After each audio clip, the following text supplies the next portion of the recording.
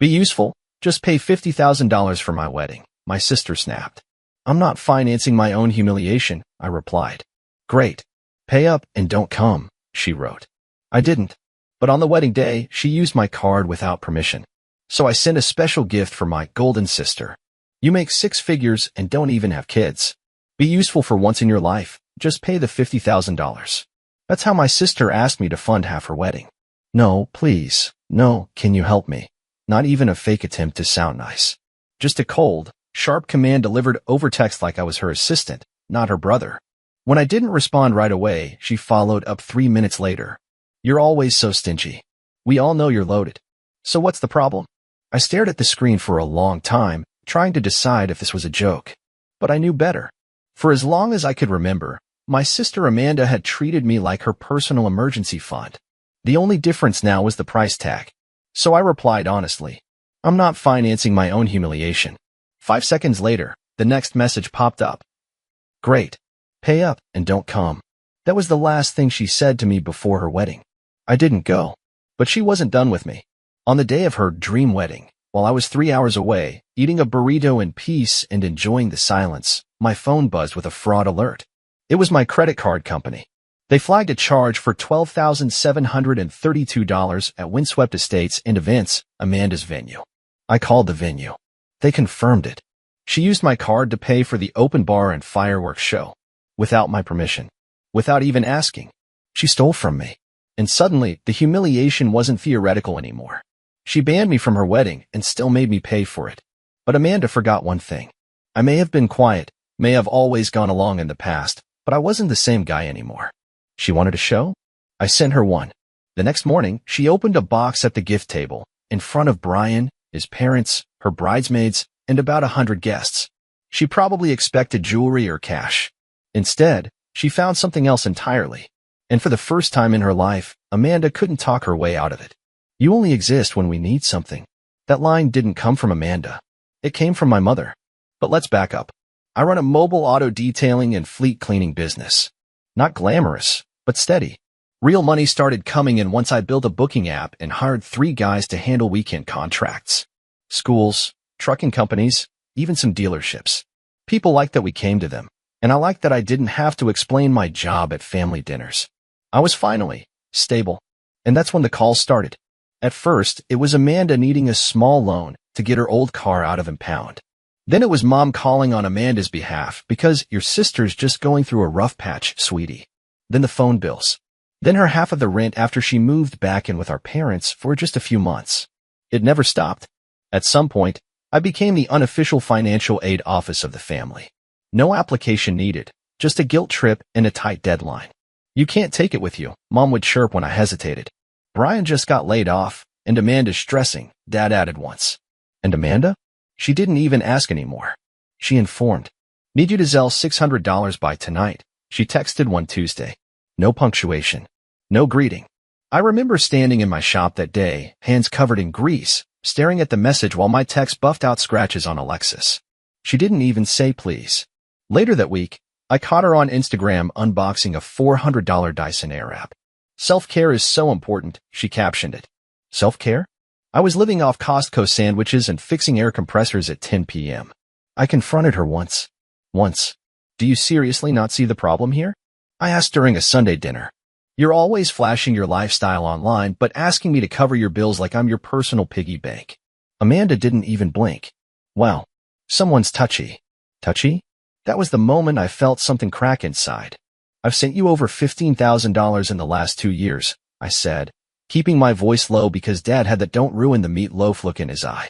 And you haven't paid back a dime. Amanda shrugged. You make more than me. What's the big deal? What's the big deal? I laughed, not because it was funny, because it was insane.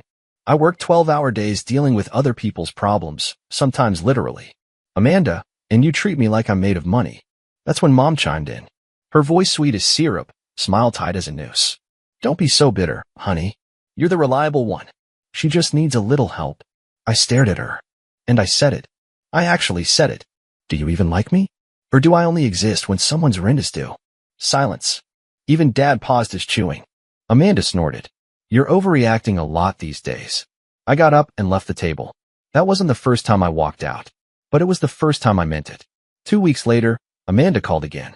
I ignored it. Then came the voicemail. Look, I wouldn't be asking if it wasn't urgent. Brian's car broke down, and we're down to one vehicle. You don't want us stranded, right? No apology. No explanation why Brian couldn't ask me himself. Just the usual mix of panic and passive aggression. I didn't call back. The next day, Mom called. I know you're upset, she began, but Amanda's family. And family shows up, especially when they're in need. You mean like when I had to sleep in my car after Dad refused to co-sign my lease? Silence. Then she sighed.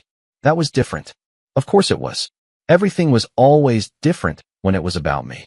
Amanda could max out her cards on custom napkins and hand-poured soy candles and get bailed out with a group hug and a Cash App request. I could be struggling through burnout, covered in engine oil, sleeping 3 hours a night, and all they saw was a guy with no kids and no real expenses. They never asked if I was okay. They just assumed I was their safety net. Amanda once said, "You're lucky you don't have our problems." I wanted to scream. My luck was earned. I built everything from the ground up. They never saw the 4 a.m. client calls, the blown-out rotator cuff from scrubbing van floors, the panic attacks I had the year the shop flooded. All they saw was my bank balance. So when Amanda sent that message, the one that started it all, I wasn't even surprised. You make 6 figures and don't even have kids. Be useful for once in your life. Just pay the $50,000. Useful. That was the word that stuck in my chest like a splinter. Not, can you help me? Not, would you be willing? Just be useful. Like I was some vending machine she kicked whenever she wanted a payout. The thing is, I almost did it. I stared at that message for hours. Thought about how saying no would create hell. Knew Mom and Dad would jump to her side. Knew they'd call me cold. Knew Brian would look at me like I'd ruined their marriage before it began. But then I remembered something Amanda once said at dinner, laughing. You're just a walking wallet sometimes. That was the truth. And I was done pretending it wasn't. She used my card. Without permission. Without a message. Without a flinch. I found out 3 days after the wedding, while standing in line at a gas station mini-mart. My phone buzzed with a fraud alert. I almost ignored it. But something made me check. Suspicious charge, $12,732.53. Windswept estates and events. I stared at the screen, my fingers suddenly ice cold. That was Amanda's wedding venue. I knew exactly what this was. I stepped outside and called the venue. Hi, this is Eric Walker. I believe a charge may have gone through on my card. The woman on the line was cheery and oblivious. Oh yes, Amanda Walker took care of that payment Saturday evening. Beautiful reception. Open bar, live quartet, the fireworks finale. Just magical. I swallowed hard. You said Amanda authorized it? She used your card. It was already on file from the earlier planning stages, so it didn't raise any flags. I didn't respond. My jaw clenched. My throat burned. She had blocked me from her wedding, told me not to come, then used my card to pay for it. She didn't ask, didn't warn me, just took, like she always had. But this wasn't rent money. This wasn't groceries. This was 12 grand in complete humiliation. I didn't call her. I didn't scream into the phone. I planned. The gift was delivered the morning after the wedding. A tall, white box, wrapped in silk ribbon and sealed with gold wax. It looked like luxury. It was luxury, in design only. Inside the box was a glossy white photo frame, a black velvet envelope, and a single matte black card with a QR code. The envelope read, "For Amanda." Since I wasn't allowed to attend, I figured I'd join the party anyway. On the card, beneath the QR code. Scan me, babe. The real gift's inside. I knew her. I knew how her mind worked. She'd think it was a peace offering, a last-minute apology, a condo key, a check. She'd open it publicly, because Amanda never wastes a spotlight. And I was right. The guests were still drinking espresso martinis when Amanda spotted the box.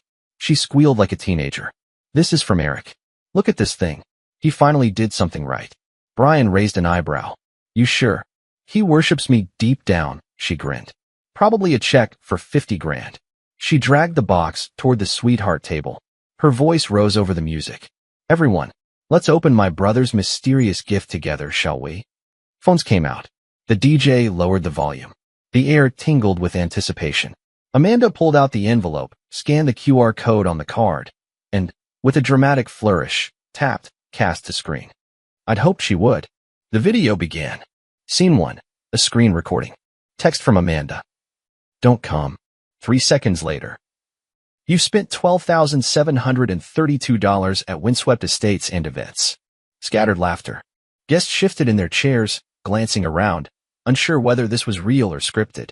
Scene 2. A grainy video in a bar. Amanda, holding hands with a man who is not Brian. She leans in, kisses him. He kisses her back. They laugh. Whisper. Timestamp. For weeks before the wedding. Silence. Someone dropped their fork. A glass clinked. Brian was frozen. Scene 3. A final black screen. White text. Congrats, Brian. She married you. But she was someone else the whole time. Then the video cut.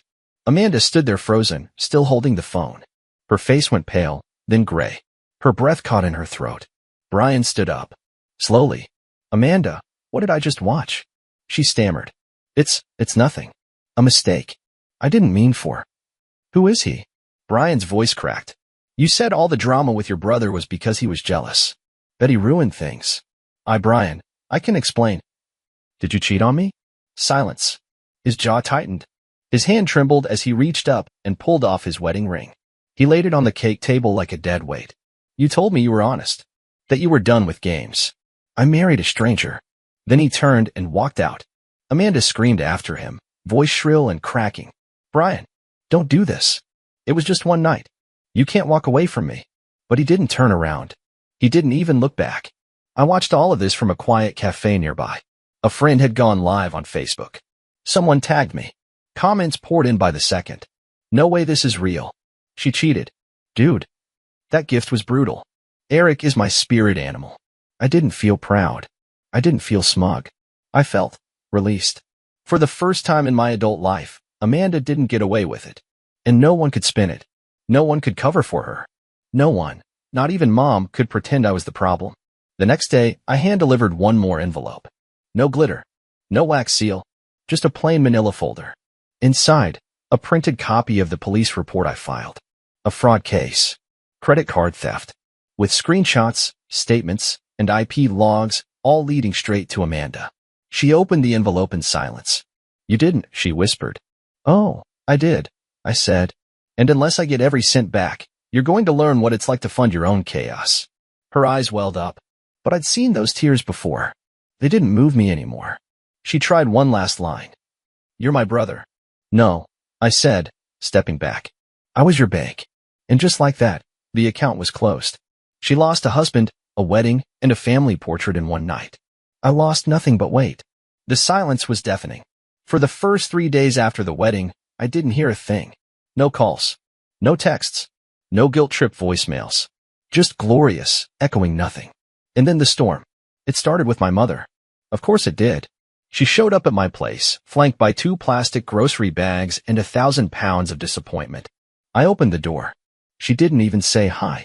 She just walked in like she still had the right. How could you do that to her?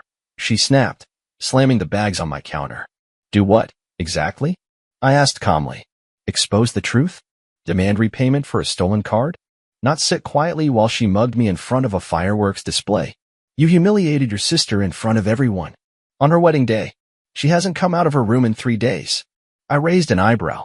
She's lucky she's still in her room, and not in a holding cell. Mom stared at me like I'd grown horns. You are not pressing charges. Oh, I'm not. I asked.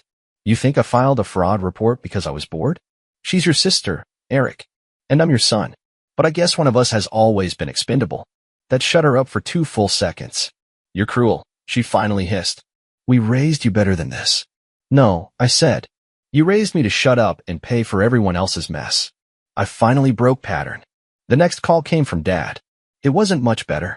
You've always been the mature one, Eric, he began. But that stunt? That was petty. Dad, she stole from me. I know. But, did you really have to go public with it? Yes, I said, without hesitation. Because if I'd kept it private, you all would have swept it under the rug like every other time. Silence. Then, you embarrassed us. I laughed. That's the difference between you and me. I felt embarrassed when my bank flagged a $12,000 charge I didn't make. You felt embarrassed when your golden child finally got caught. He didn't say another word. Amanda texted 2 days later. From a different number. I get it. You made your point. Now take the video down. I didn't answer. 10 minutes later. You ruined my life. I hope you're happy. Then, oddly, can we at least talk? Just you and me. No yelling. Please. I stared at the screen for a full minute. Then I blocked the number. Online, the video went semi-viral. Someone had posted a blurry recording of the reception screen to TikTok with the caption, "Bride gets exposed mid-wedding by her brother. This is savage." Within 48 hours, it had 220K views. In the comments, "She deserved it. Justice for the brother LMAO. Amanda, sis, you played yourself." She deactivated her social media by day 3. Brian's sister posted a short note online. "We support our brother. Betrayal isn't love." No further comment. It got 15,000 likes. I thought that would be the end of it. But then came the call from Kelly, Brian's ex. We'd spoken maybe twice in 5 years. "Eric. Hey, wow, hi. Didn't expect this." She laughed. "Yeah, look, I just wanted to say. I saw the video, and I don't know if this means anything, but I'm proud of you." I blinked. "You are. You did what everyone else was too scared to do. You set fire to the circus." Amanda had it coming. For years. That meant something. More than I expected. I didn't feel victorious. But I felt clear. No more guessing where I stood. No more, "You're the mature one," gaslighting. No more ATM relationship in sheep's clothing. Just space. For once, my silence was the powerful one.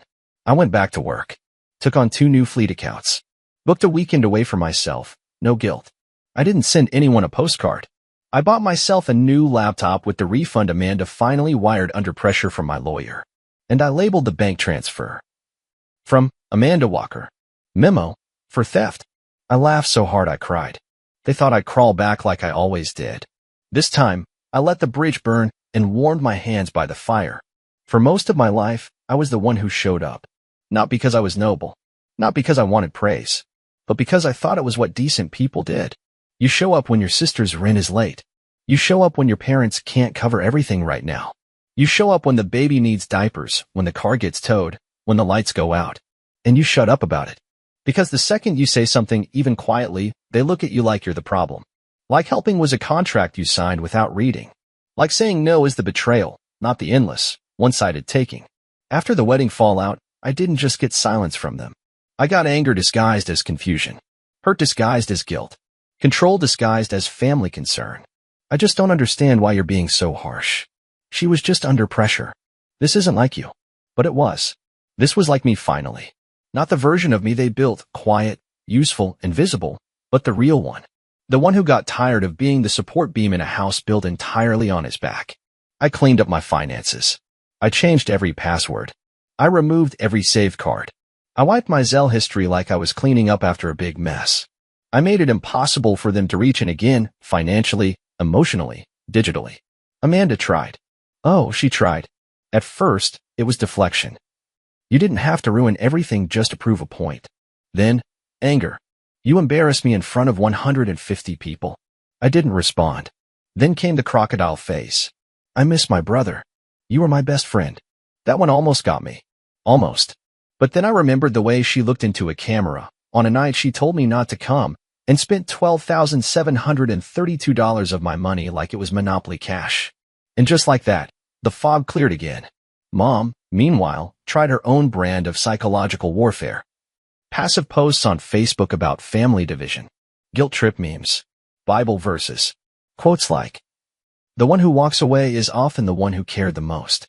Ironic. She never walked away from Amanda. Only from me, when I finally demanded to be treated like a human being instead of a rechargeable debit card. I used to fantasize about what peace might feel like. I imagined it as silence, solitude, emptiness. But that's not what it is. Peace is margin. It's waking up and knowing no one's about to text you, "Can you send $300 real quick?" It's looking at your phone and feeling nothing. No fear, no dread, no obligation. It's sitting in a quiet apartment, drinking coffee you paid for with your own clean-earned money, and realizing, no one owns a piece of me anymore. I still miss the idea of a family. I miss the brother I thought I was to Amanda. The son I thought I was to my parents. The role I convinced myself mattered, because I was needed. But I don't miss being used. I don't miss that gnawing pit in my stomach every time my phone buzzed and I thought, what now? I don't miss covering my sister's lies with my own money and silence. A few weeks later, something unexpected happened. I got an email from Brian. Subject: You were right. Body: I should have seen it sooner. You did me a favor. I'm not mad. I'm grateful. I got out before she could turn me into what she turned you into, silent and broke. At the bottom: If you ever want to talk, beer's on me this time. And just like that, something shifted. Not because I needed validation. Not anymore. But because it was the first time someone acknowledged the truth out loud. No denial. No gaslighting. No, but she's family. Just facts. I went running the next morning. Not to escape anything. Just because my legs worked. Because I finally had the bandwidth to care about oxygen, sweat, and sunshine. I ran past houses with happy families. Yards with bikes in the grass. And for the first time in years, I didn't feel like I was on the outside looking in. I felt like I was exactly where I was supposed to be. Alone. Clear. Free. They say you can't choose your family. Maybe that's true. But you can choose who you keep close. You can choose who gets to use your name, your time, your heart. You can choose who gets access to the softest parts of you. The parts they will trample if you let them. And I finally chose me. I'm not the bad guy. I'm not the ATM. I'm not the silent one. I'm not the fixer. I'm not the mature one who keeps everything together while drowning. I'm the man who said enough. And if that makes me the villain in their twisted version of the story, so be it. Let them tell it however they need to sleep at night. Because I sleep just fine.